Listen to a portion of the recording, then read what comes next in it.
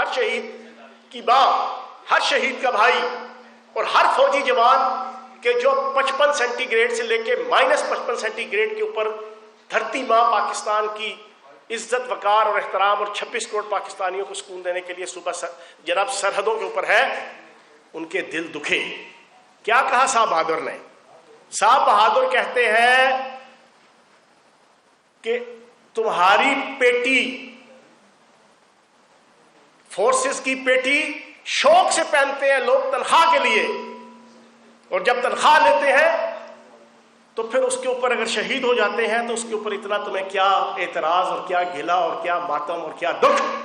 یہ مفہوم تھا ان کا پہلا۔ دوسرا انہوں نے کہا کہ تم ہمارے ٹیکسوں سے پلتے ہو۔ فوج کو کہا، فوج کے جوانوں کو، فوج کے افسروں کو، فوج کی قیادت کو، تم ہمارے ٹیکسوں کے پیسوں سے پلتے ہو، تمہاری اوقات کیا ہے کہ تم ہمارے اوپر حکم چلاؤ۔ اور تیسرا یہ کہا کہ جناب تم نے یہاں سے چلے جانا ہے،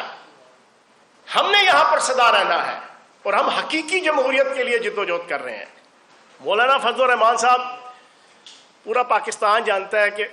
میرا سٹائل کیا ہے، میرا انداز کیا ہے، انداز گفتگو کیا ہے،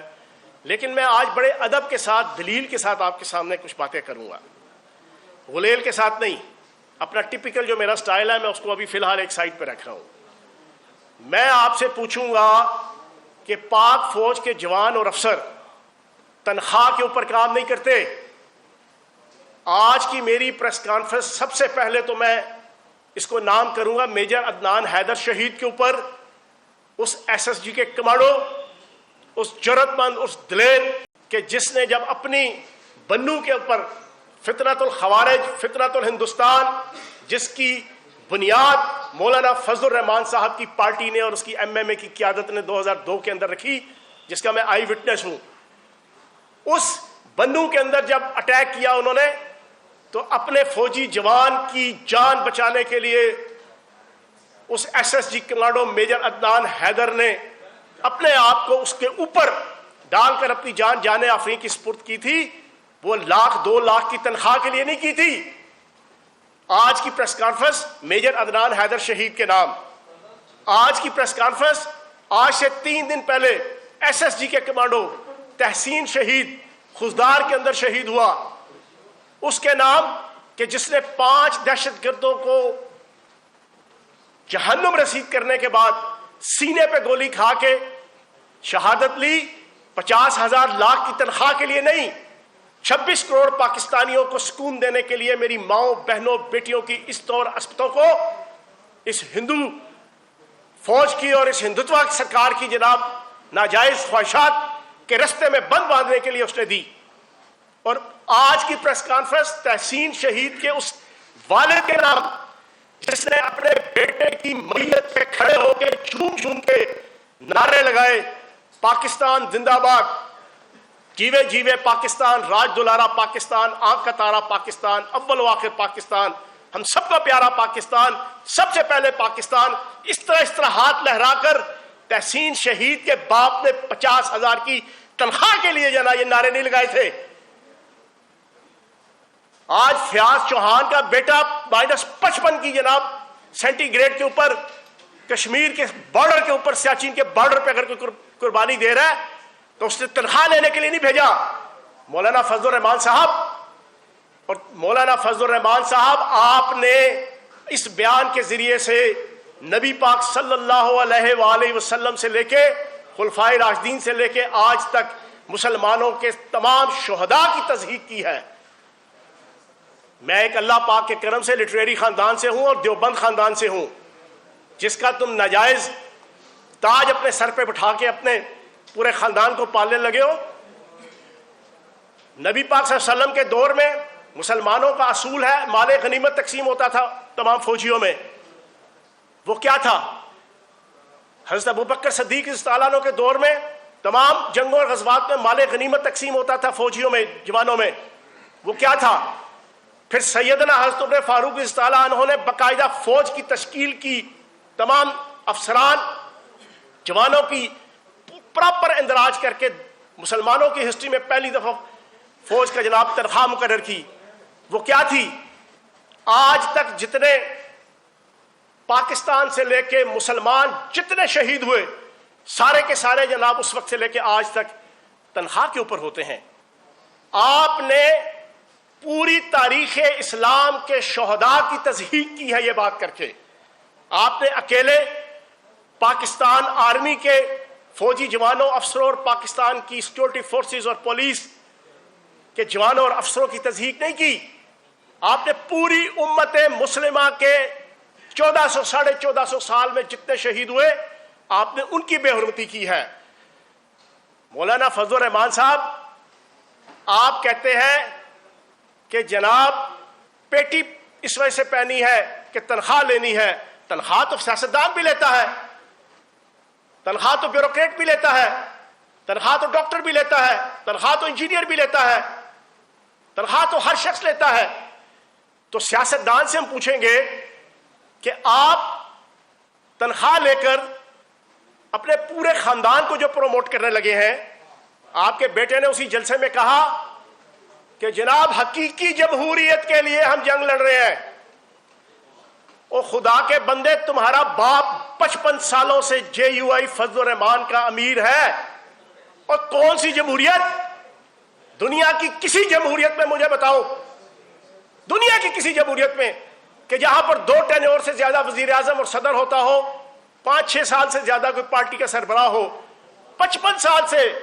میں نے ہسٹری پڑھی ہے، دنیا میں لوگوں نے ہسٹری پڑھی ہے، 55 سال میں تو بادشاہت نہیں رہتی۔ تم 55 سال سے تمہارا باپ جناب پارٹی کا ہیڈ ہے، اور تم کہتے ہو حقیقی جمہوریت، لوگوں کو بے وقوف بناتے ہو جمہوریت کے نام پہ بھی، اور تم نعرہ لگاتے ہو حق چار یار کا۔ حق چار یار کا آپ کو سٹائل آف پالیٹکس پتہ ہے کیا تھا؟ حضرت ابوبکر صدیق رضی اللہ عنہ نے دنیا میں جانے سے پہلے عبد الرحمن بن ابوبکر یا محمد بن ابوبکر رضی اللہ عنہ کو یا کسی اپنے بیٹے کو نامزد نہیں کیا تھا۔ حضرت عمر رضی اللہ عنہ، سیدنا حضرت عمر رضی اللہ عنہ، انہوں نے جب کمیٹی بنائی، صحابہ نے کہا یا امیر المومنین، آپ نے عبداللہ بن عمر رضی اللہ عنہ کا نام نہیں شامل کیا، حالانکہ نبی پاک صلی اللہ علیہ وسلم کے معیار خلافت تقوی اور صلاحیت دونوں پہ پورا اترتے تھے۔ قربان جاؤں سیدنا حضرت عمر فاروق رضی اللہ عنہ کے جواب کے اوپر، انہوں نے کہا اس کے نااہل ہونے کے لیے یہی کافی ہے کہ وہ خلیفہ وقت کا بیٹا ہے، انہوں نے نہیں نامزد کیا۔ حضرت عثمان غنی رضی اللہ عنہ نے جناب اپنا کسی بیٹے کو نامزد نہیں کیا، مولا علی کرم اللہ وجہہ نے کبھی اپنے بیٹے کو نامزد نہیں کیا، وہ مسلمانوں کے اکابرین نے مل کے جناب حضرت امام حسن کو جناب خلیفہ بنایا۔ اور تمہارے خاندان کے اندر رحمان کا فضل بھی تمہارے پہ، رحمان کا لطف بھی تمہارے پہ، رحمان کی ضیاء بھی تمہارے پہ، رحمان کے جناب ہر قسم کی موجیں بھی تمہارے پہ۔ اس الیکشن کے اندر جو پچھلا گزرا، مولانا فضل الرحمان الیکشن لڑ رہے ہیں، آپ کا لطف الرحمان الیکشن لڑ رہے ہیں، آپ کا جناب عطاء الرحمان الیکشن لڑ رہے ہیں، آپ کا عبید الرحمان الیکشن لڑ رہے ہیں، آپ کا اسد الرحمان بیٹا الیکشن لڑ رہے ہیں، آپ کا اسجد الرحمان بیٹا الیکشن لڑ رہے ہیں، اور 2002 کے اندر پہلی دفعہ ان کو اقتدار کی جو موج میلا ملا ایک فوجی ڈکٹیٹر کی گود میں بیٹھ کے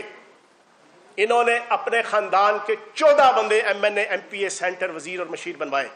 یہ حق چار یار کا نظام ہے؟ تم حق چار یار کے نظام کے حوالے سے بھی منافق ہو، اور تم جمہوریت کے حوالے سے بھی منافق ہو، اور تم کہتے ہو کہ ہم حقیقی جمہوریت کے لیے، اور تم پاک فوج کے شہداء کے اوپر جناب ہرزہ سرائی کر رہے ہو، اور انڈیا کے بارڈر پہ جا کے کر رہے ہو، اور پھر تیسری بات تم کہتے ہو کہ ہمارے ٹیکسوں کے پیسے پہ، واہ سبحان اللہ، ماں صدقے جائے پیو ڈسکے جائے، وہ منہ تے متھا، اور تم ہاتھ پھیلانے والے لوگ ہو، دینے والے نہیں ہو، یہ ہے تمہارا ہاتھ۔ مجھے مجبوری کے تحت کہنا پڑتا ہے، کیونکہ میں مدرسوں کو پاکستان کی اساس، بنیاد، نظریہ پاکستان کی بنیاد سمجھتا ہوں، پاکستان کے تمام مکتبہ فکر کے مدرسوں کو، لیکن تمہارے جیسے علماء، تمہارے جیسے سیاسی مذہبی زعماء، انہوں نے بدنام کیا ہے اس وقت سب کو۔ تم ٹیکسوں کے پیسے، وہ تم زکوٰۃ، چندہ، خیرات، بھیک کے اوپر پلنے والے ہو، تم کہتے ہو ہمارے ٹیکسوں کے پیسے، تو جناب آج یہ بھی کٹاکٹی نکھیڑ لو. آپ ذرا ٹیکسوں کی، میری چیلنج ہے اس پریس کانفرنس کے ذریعے سے کوئی سینسیبل حافظ حمداللہ صاحب جیسا یا کوئی بھی ان کا لیڈر، وہ پوری کی پوری مولانا فضل الرحمان صاحب کی اور ان کے خاندان کی ایف بی آر کی پچھلے 15 سال 20 سال کی 30 سال کی جس میں یہ اقتدار میں رہے ہیں، اس کی شیٹ لے کر آئے ہر سال کی. ذرا قوم کو بھی تو پتا چلے کہ فوجی جوانوں کو جو پیسہ جا رہا ہے وہ ان کے خاندان کے ٹیکسوں سے جا رہا ہے. تو یہ جتنی چولیں اور بکواسات مولانا فضل الرحمان صاحب نے کی، پورا پاکستان کا دل دکھا ہوا ہے. میں مولانا فضل الرحمان صاحب سے پوچھوں گا، آج میں بڑے ادب احترام سے ساری باتیں کر رہا ہوں، میری مولانا فضل الرحمان صاحب سے گزارش ہے، پہلے تو مجھے یہ بتائیں کہ آپ آر ایس ایس کے لیڈروں سے کب ملے تھے؟ میرا پہلا سوال ہے. میرا دوسرا سوال ہے کہ مجھے یہ بتائیں کہ آپ اجیت دیول سے کب ملے تھے؟ میرا تیسرا سوال ہے کہ آپ نے حکیم اللہ محسود جب مارا گیا اس سے 2 دن پہلے آپ نے اس کے رائٹ ہینڈ لطیف خان محسود کو خفیہ ایک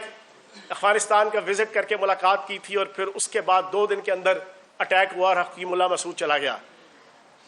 آپ کون کون سی مخبریاں کرتے رہے ہیں. اور میں اپنی گفتگو کو اختتام کی طرف لے جاتے ہوئے، اجمل خان نیازی، ڈاکٹر اجمل خان نیازی اسکالر گزرے ہیں. 12 اگست 2012 کی بات ہے، ان کا نوائے وقت کے اوپر کالم آیا کرتا تھا، میں نے خود پڑھا ہے، میرے پاس ریکارڈ ہے. اس کالم کے اندر ڈاکٹر اجمل نیازی صاحب لکھتے ہیں کہ مجھے عبدالستار خان نیازی صاحب نے بتایا کہ میں مولانا مفتی مرحوم صاحب اللہ پاک انہیں جنت الفردوس پہ جگہ دے، میں ان سے ملنے کے لیے ان کے گھر گیا. میں ان سے گفتگو کر رہا تو ایک لڑکا چھوٹا سا 10 سال کا بار بار اندر آئے.